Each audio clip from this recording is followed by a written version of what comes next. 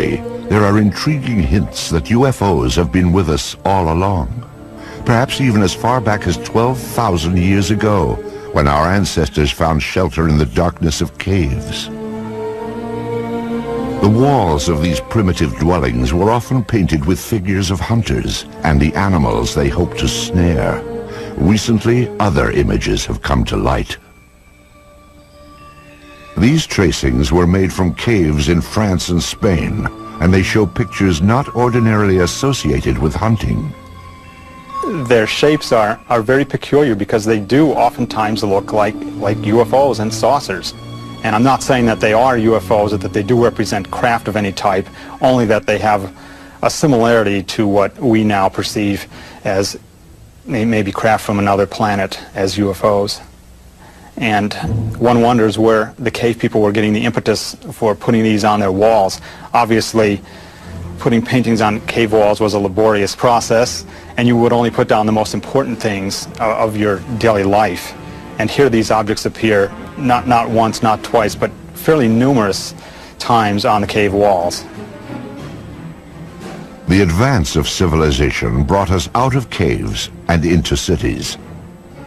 Some 4,000 years ago, scribes recorded what sounds like the sighting of UFOs during the reign of a pharaoh named Thutmose III. In the year 22 of the third month of the winter, a circle of fire appeared in the sky. After some days it became more numerous and shone with the brightness of the sun, extending to the very limits of the heavens. Royal Records of Thutmose III, 1480 BC. A millennium later, young Alexander the Great conquered his way across the known world. In 332 BC, he laid siege to the Phoenician city of Tyre, and accounts from both sides report that shield-shaped silver objects appeared in the sky. One supposedly sent down a beam of light that destroyed the city walls. Even the Bible itself contains passages that some say refer to alien spacecraft. I looked, and behold, a stormy wind came from the north, a great cloud with fire flashing through it, and a radiance round about it, while out of the midst of it gleamed something with a luster like that of shining metal. Ezekiel, verse 1. There are a number of reports from the past, and I believe that some of them are quite legitimate. But one of the things is you can't interview witnesses, of course.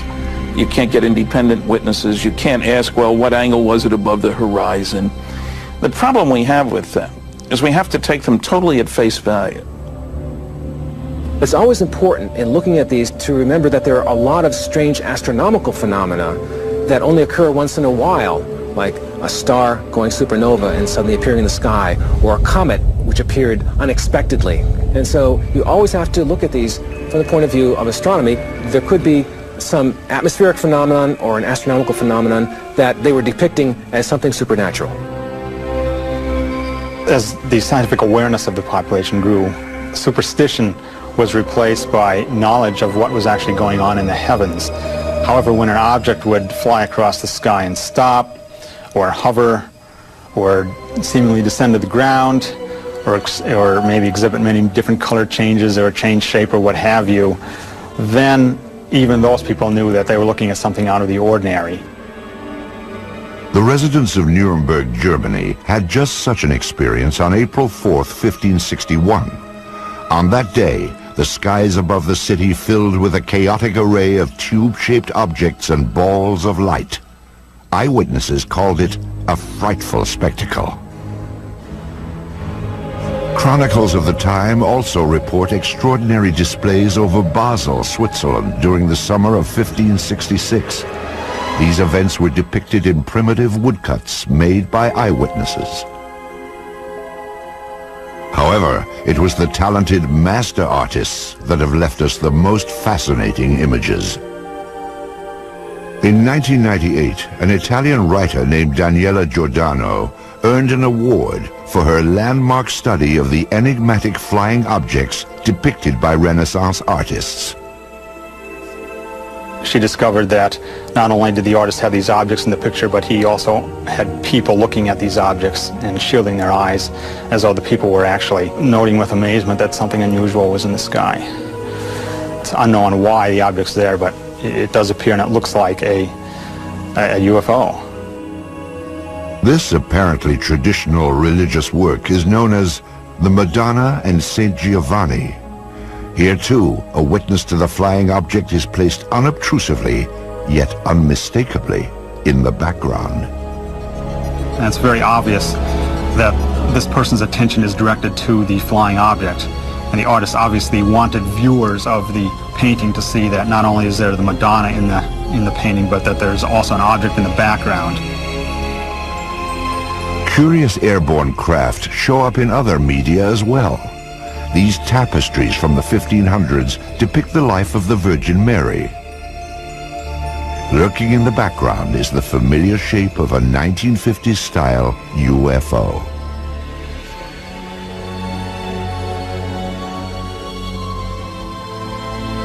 This fresco from a 14th century monastery in Kosovo prominently features what appears to be a flying vehicle. On this French coin, minted in 1680, a ray of light beams down from a colossal wheel-shaped object. Sporadic sightings continue to be recorded for the next 250 years.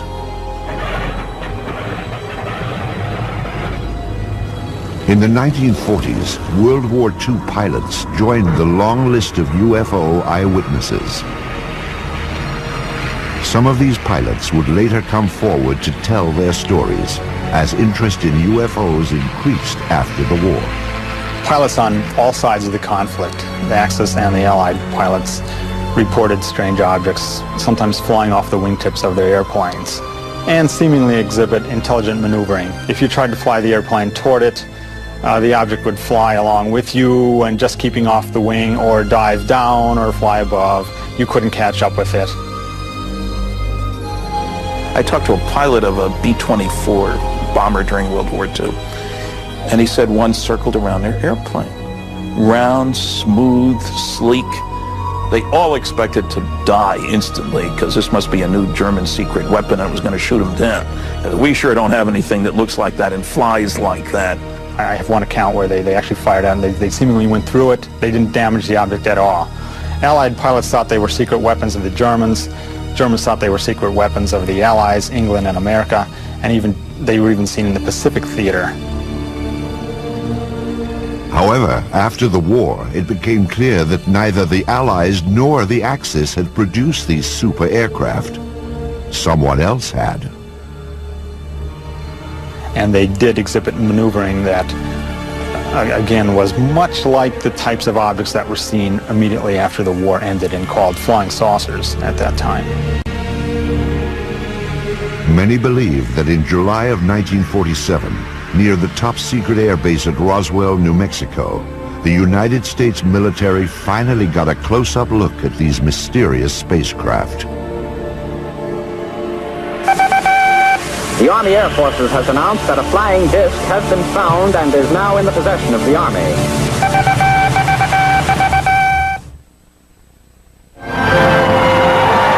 In the fall of 1945, American boys came home to a hard-earned welcome.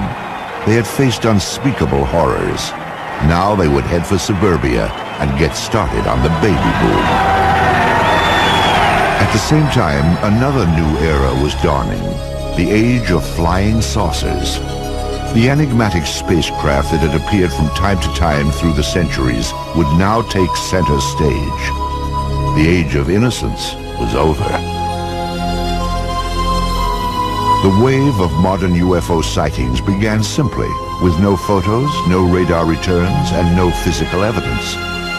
Just a story told by one man at the right time in history. Kenneth Arnold was a 32-year-old successful businessman on the summer day that his sighting took place. He sold firefighting equipment and flew his own light plane. On Tuesday, June 24th, 1947, Arnold was flying toward Mount Rainier above the Cascade Mountains of Washington State. The air was smooth and clear as he reached 9,200 feet and noticed a bright flash. To the left and north of Mount Rainier, Arnold saw what he described as 9 unusual aircraft flying at over 1,200 miles per hour. As they passed the mountain, the objects were outlined against the snow. They traveled in a V formation and skittered across the sky in such a way that Arnold said they resembled a saucer skipping across water. Arnold first told his story upon landing at the Yakima, Washington airport. He sketched a series of diagrams to illustrate what he had seen. What he drew was shaped like a crescent, 50 feet long and only 3 feet thick. It had a rounded point in the rear. When seen edge on, he reported, it looked like a black line. It wasn't long before the story of Arnold's sighting startled the world. The newspapers quickly coined a name for Arnold's skipping discs. The name was flying saucers. Kenneth Arnold was soon to enjoy a celebrity status. The author of a book and the subject of magazine cover stories, he was looked upon as a combination of space-age visionary and screwball eccentric. The press would anoint him the man who started it all. In the days and weeks after Arnold's landmark flight, flying saucers became big news. Sightings were reported across the country. Indeed, at that time, more people knew about flying saucers than about the Marshall Plan for the post-war reconstruction of Europe. But one incident above all established flying saucers in the public mind. Roswell, New Mexico lies deep in the empty expanse of the American Southwest. Today, its very name conjures up memories of a supposed UFO crash and government cover-up. It is remembered as the Roswell incident. In the summer of 1947, the Army airfield in Roswell was home to the elite 509th Bomb Group. During World War II, the B-29s that carried atom bombs to Hiroshima and Nagasaki had originated here, and so would an event that gave substance to the belief in flying saucers. Headline edition, July 8, 1947. The Army Air Forces has announced that a flying disc has been found and is now in the possession of the Army. Army officers say the missile, found sometime last week, has been inspected at Roswell, New Mexico, and sent to Wright Field, Ohio, for further inspection. Walter Hott was Public Information Officer of the 509th Bomb Group. He was the official instructed to dispatch press releases to the radio station and newspapers in Roswell. The story fed the imagination of the country, but has been the source of controversy ever since. The press release that I received stated that we had in our possession parts of a crashed flying disc. The material was found on a ranch north of Roswell. Then the story abruptly changed. General Roger Ramey took command of the Roswell situation and issued a new statement. It wasn't a flying disc after all.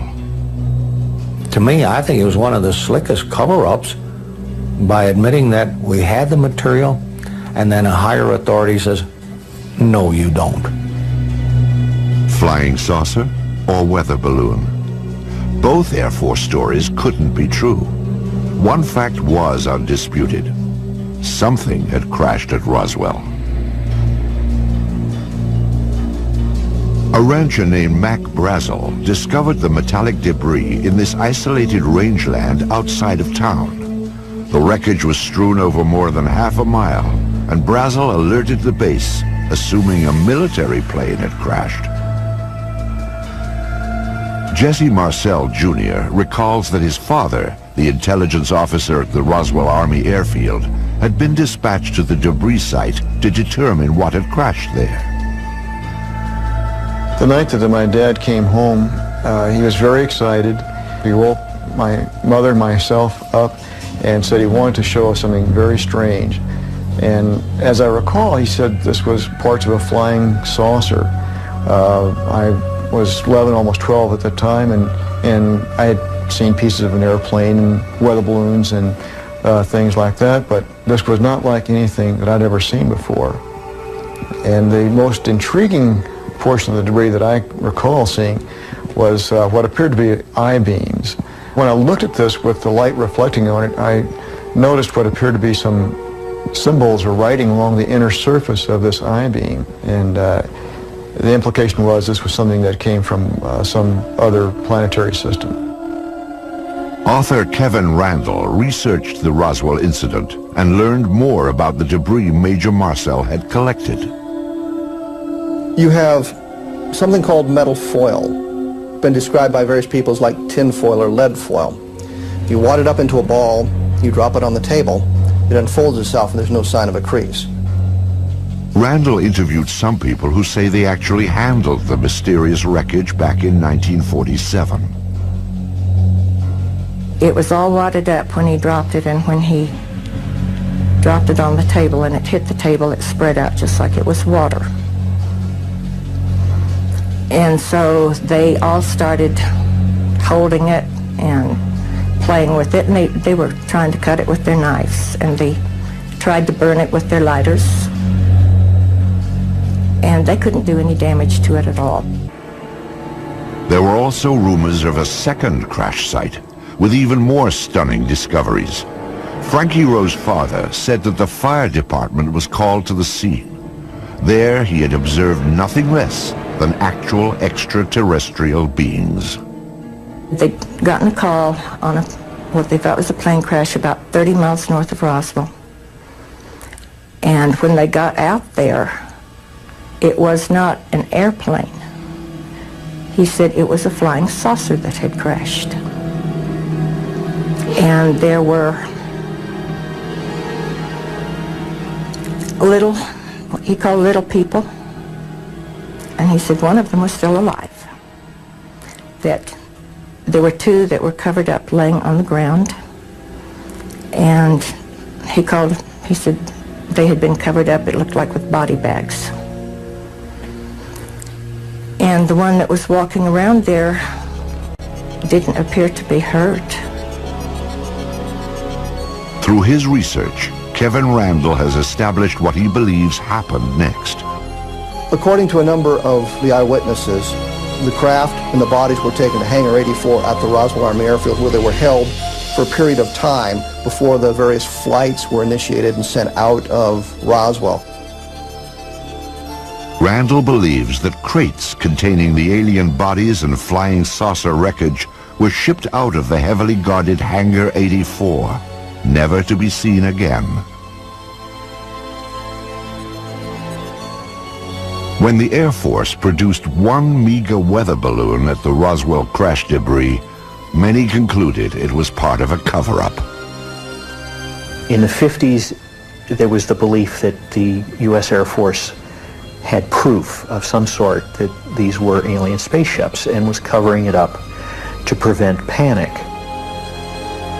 There obviously was a cover-up of this accident, because years later my dad said he was actually part of the cover-up because he went along with the weather balloon story.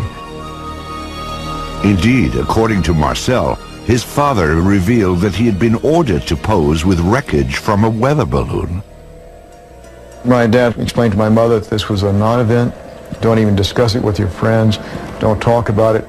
I was a true Air Force brat. I believed in following the orders, you know. He didn't want me to talk about it, so we did not talk about it. These people were visited by military authorities.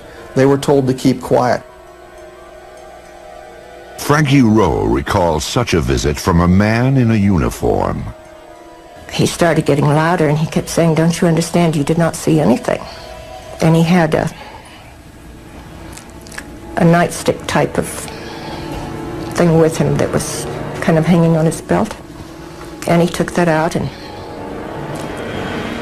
he got very loud, and he started talking, and every time he would make a point, he would hit his hand with the nightstick. So he would say, you didn't see anything, you were not there. And he said, if you ever say one word about this the rest of your life, we will split up this family. If that's not enough, he said, you know, this is a big desert out here. We can take you out in the desert. And he said, no one will ever find your bodies. If this disturbing account is true, it can only be described as a death threat, a warning to remain silent about the Roswell incident. What was so vital to protect? In January of 1948, the Air Force would launch an investigation into the escalating flood of UFO reports.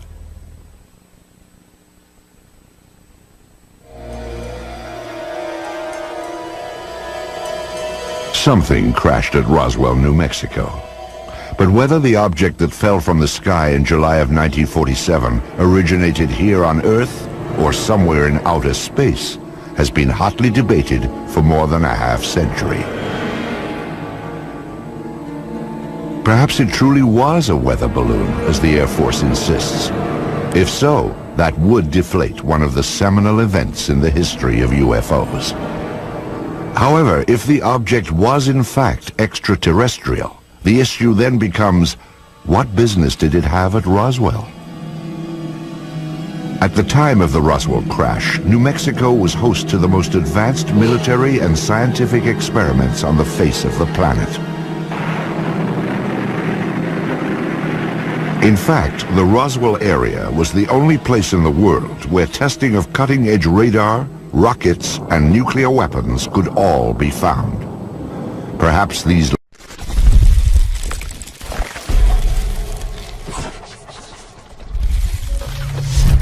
lurking UFOs had become a threat to national security.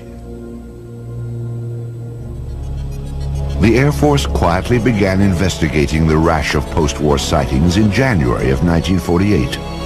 This inquiry was codenamed Project Sign, and by October, it would reach a truly stunning conclusion. Project Sign wrote a final report called The Estimate of the Situation, which concluded that UFOs were interplanetary vehicles. You can imagine that this didn't go over well at the Pentagon. The government could not have the idea of UFOs as interplanetary spacecraft coming out when they'd been trying to cover up the Roswell crash. It went all the way to the Chief of Staff of the Air Force, who said, I don't find this document particularly persuasive. He batted it back down and fired practically everybody in Project Sign. The people who were left at Project Sign could read the handwriting on the wall. If you said they were extraterrestrial, you lost your job. Your career was over. After the purge, the inquiry was revamped as Project Grudge, a name that may have suggested a certain skepticism. An Air Force insider actually characterized Project Grudge as the dark ages of UFO investigation. In August of 1951, this V-shaped pattern of objects appeared over Texas and became known as the Lubbock Lights. Grudge said it was a flock of birds reflecting the glow of the city. This film was submitted from Great Falls, Montana in 1950. It depicts bright white dots moving behind the smokestacks of a grain mill. The photographer described the objects as shiny, bright, and metallic, like polished silver. Project Grudge concluded that they were F-94 Air Force interceptors landing nearby. After 3 years of debunking UFO reports, Grudge was reorganized into the supposedly more objective Project Blue Book. Blue Book became the focus for public attention and press attention. But it was never scientific, it was never comprehensive. They didn't have radar, they didn't have computers, they didn't have people ready to go up, in aircraft with instruments to monitor UFO sightings.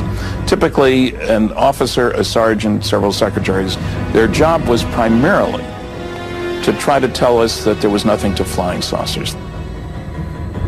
Major Hector Quintanilla Jr. became Blue Book Director in 1963. The objectives of the program are twofold. They're the same as they have been since 1953 when the regulation was written. First of all, to try to determine if the UFO phenomena presents a threat to the security of the United States. And second, to determine if the UFO phenomena exhibits any technological advances which could be channeled into research and development. Many of the UFO reports were easily explainable as atmospheric anomalies, like this saucer-shaped lenticular cloud formation. The man who shot this film, a Navy officer and aerial photographer, claimed he saw these objects up close before getting out his camera. He said they were disc-shaped and gunmetal colored. Blue Book determined they were high-flying birds. Astronomer J. Allen Hynek, a Blue Book consultant for its entire 16-year run, had this assessment of the project. Quote, "When Major Quintanilla came in, the flag of the utter nonsense school was flying at its highest."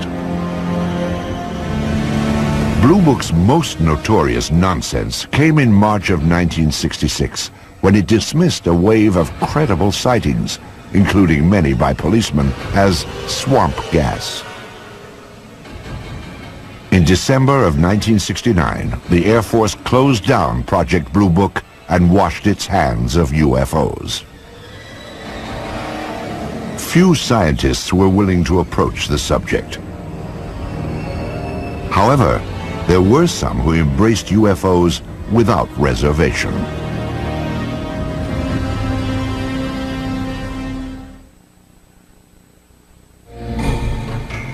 During the 1950s, the Air Force stood by its finding in the Roswell case. The crash was nothing more than a weather balloon. But newsreels show a public that continue to watch the skies, hoping to glimpse a spacecraft. Suddenly, people from coast to coast began seeing UFOs. What followed was a popular movement that embraced flying saucers and the spacemen who flew them. Ready or not, the flying saucers were coming. Within a matter of several days, I will myself make what might be called a flying saucer, although I don't choose to call it that because it may not respond to our controls. To the vast majority of the people in the late 40s and 1950s, flying saucers were a terrific novelty. And there was a great deal of popular fascination. There were cheesy science fiction films based on the idea that Martians were invading the Earth in flying saucers. Popular magazines printed on pulp paper would hit the newsstands in time to cash in on the trend and expand it to legendary proportions. The man behind those flying saucer legends was publisher Raymond Palmer. Palmer was a man who in his youth had been severely injured, and so he was crippled up, and he was what you would call a hunchback, I guess. He had the instincts of a carnival barker. He liked to put something over on you. And the thing about Palmer was that his fans liked having Palmer put something over on them. It was Palmer's Fate magazine, later called Flying Saucers magazine, which helped spread the idea of UFOs in the 1950s. Spacecraft from around the universe played across these colorful pages. It was here that the UFO was finally identified. Now everyone knew they were spaceships from other worlds. What followed was a craze in the 1950s known as the contactee movement. Contactees were people who said that they had made contact with space people. I was aboard a flying saucer in the Nevada desert on 11 different occasions. I was taken into this monstrous saucer by one of the men and confronted with a lady captain. Beautiful complexion, beautiful appearing woman, and they're peaceful people. They mean no harm to us. They come down here to investigate what's going on Earth, and they certainly convinced me that they're peaceful, and they come from another planet they call Clarion. They told me there was life on Mars and that there were life on other planets as well, and all planets except Earth had interplanetary means of travel. The man credited with starting the contactee movement was a Polish immigrant and self-styled philosopher named George Adamski. In his book, Flying Saucers Have Landed, Adamski claimed that in 1952, he had been aboard an alien spacecraft. I was picked up on a desert, in California desert, and I was taken to the mothership and they were flown around, not too close to the moon, but with instruments, similar, you might say, except it wasn't a camera, it was regularly sort of a telescopic instruments that we were able to see what was on the moon on the other side of it, see? Adamski's book detailed his meeting with a man from Venus called Orthon. There were also photographs of the spaceship he supposedly flew in. Adamski's books also reflected the political climate of the 1950s, like growing concerns about the arms race between the United States and the Soviet Union. When Orthon departed, he would leave behind these enigmatic footprints. Adamski said they contained a message urging an end to nuclear testing on Earth. In a similar vein, other contactees spoke of aliens from utopian planets who wanted to prevent all-out nuclear war. Best of all, these aliens looked just like us. I have a picture here of the gentleman who escorted me through the craft, and I would like to show it and describe it. This gentleman, he appeared almost as I am, except that he was about 5 feet 10 inches tall, weighing about 150 to 155 pounds, and they all appeared about that same size, including the lady. George Adamski would publish 2 more volumes on his contacts with beautiful space people from Saturn and Mars. He even had opportunity to take home movies of the scout ships that transported him, guided by robot pilots from Venus. The impact of Adamski's tales led to an explosion of flying saucer clubs and conventions. As the flying saucer phenomena continued into the 50s, civilians began to become very interested, of course, people did, and clubs formed up with a classic meaning of the term club, hobbyists, as it were, that were just interested in the wilder, esoteric aspects of the phenomena, particularly the stories of people who said they were in contact with aliens. Many of the contactees would gather at the largest flying saucer festival of all time. It took place in California at a place called Giant Rock in March of 1954. It attracted over 5,000 outer space enthusiasts. How many trips have you made to outer space? Well, I'd say 350 or a few more. When was the last one? Well, first part of June. And who did you go with? Well, people from Jupiter. I have made telepathic contact for the past 8 years with many space people from many areas of space, both inside and outside of the solar system. Lectures were given from the Giant Rock, and stalls were set up to sell books, photos, and space-age souvenirs. Most importantly, conventions like this gave the contactees a place to exchange ideas, rumors, and reports. But I do believe what I see. And I am one of those who was inside a flying saucer. I seem to become one with the entire universe. Everything in the universe seemed to be contracted down to one small dot. What were their clothes like? The woman had a radiant red box-pleated skirt and a black velvet appearing blouse and a black and red tam or beret, and the men had clothes very similar to our Greyhound bus drivers. Contactees also described the alien spacecraft they had seen in astonishing detail.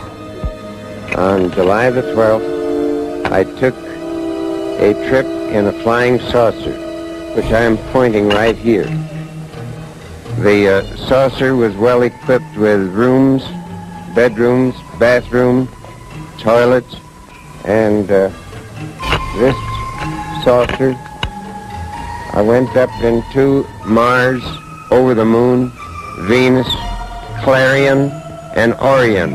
When I say Orion, I do not mean Orion. It is a planet outside of our galaxy. Also popular among contactees was a belief that startling evidence was about to be revealed. We are going to see more and more of these visitors from space, and that before too long, the evidence will be incontrovertible, that you will have on your TV screens and on your movie screens concrete evidence that the ships are here and that they are real and they're not fantastic things which have been cooked up to make a movie. The contactee wave of the 1950s was a light-hearted sideshow to the UFO phenomenon. However, during this same period, photographs began to surface that suggested UFOs were no joke and had to be taken seriously.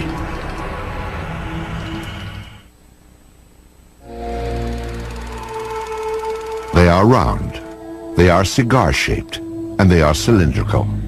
Some appear to be sleek and smooth, as if made of stainless steel, while others appear bolted together from some alien cast iron. At night, they are described as having flashing lights. They appear without warning, streak across the sky, and disappear. Many UFO films and photographs have been identified as natural phenomenon or hoaxes. But some UFOs appear in photos when we least expect them and defy explanation. UFO photo cases are tantalizing because they're some type of what you might think of as objective proof. The UFO phenomenon is ephemeral, and normally all we have are reports of witnesses on a piece of paper and a tape recorder. But with photos, you think you have something physical. Indeed, photos offer some of the most convincing evidence that extraterrestrial aircraft may be real. This series of photos remains among the most compelling examples of what ufologists call a daylight disk.